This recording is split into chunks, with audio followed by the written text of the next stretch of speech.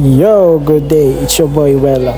And today, samahan niyo ako magpintura sa court.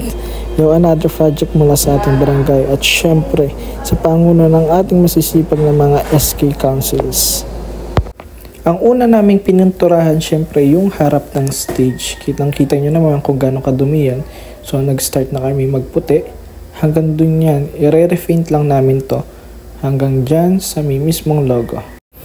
Sa pagpipintura ng kulay puti o yung mismong background niya, yan, iniiwasan natin na matamaan yung mismong logo niya. Ingat na ingat tayo matamaan niya. Syempre, magiging doble yung trabaho natin. At dahil meron naman tayo nabili ng mga detailed brush, syempre yung maliliit, yun na lang yung gagamitin natin dyan para hindi siya pinturahan. Kitang-kita agad yung improvement niya kahit kulay puti pa lang yung nilalagay natin. Yan, diba? Ang linis tignan. Pinapakita ko dito kung gaano kaingat na huwag tamaan yung mismong logo niya. Yan, ingat na ingat ako dyan. Kasi ipapakita ko sa inyo kung paano gamitin yung detailed brush.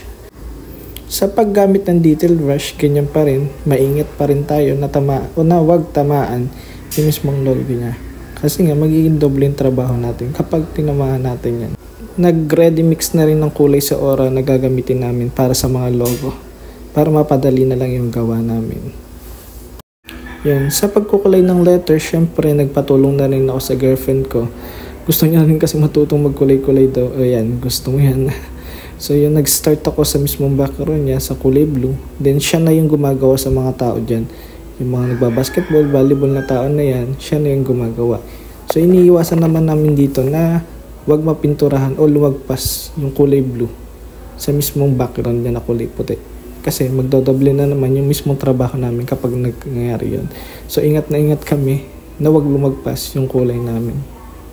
At dito syempre nag-water break kami kasama si Kuya Nonok. Sobrang bait niyan, solid. By next week, sisimulan na namin yung mga logo na to. Yung Mahal Kayo ni Cap, Maraveles muna, Maraveles una, yung logo ng Alas Asin, yung One Bataan, at may mga changes sa court, abangan nyo lang. Yung bolang naapoy sa gitna, yung mga naapoy na bola, tapos yung logo ni Kuya AJ, tapos may nag-aya na umuwi. Joke lang. Maraveles muna, yes, Maraveles. And may bola na naman dito panibag. Abangan nyo lang yung mga changes sa court natin. Dito tapos na ako sa logo ng SK Alas Asing. Yan. And tapos na rin kami sa mga letters. Kitang-kita nyo naman kung gaano kalinis yung gawa namin. More on detailing na lang kami dyan. At repaint na mga lumagpas na kulay. So kitang-kita nyo naman kung gaano kaputi yan. No? And then patapos na rin sa oras sa ginagawa niyang logo ng ating barangay. Sa oras na to, syempre inaantok na kami. Alas 12 na ata ng gabi yan.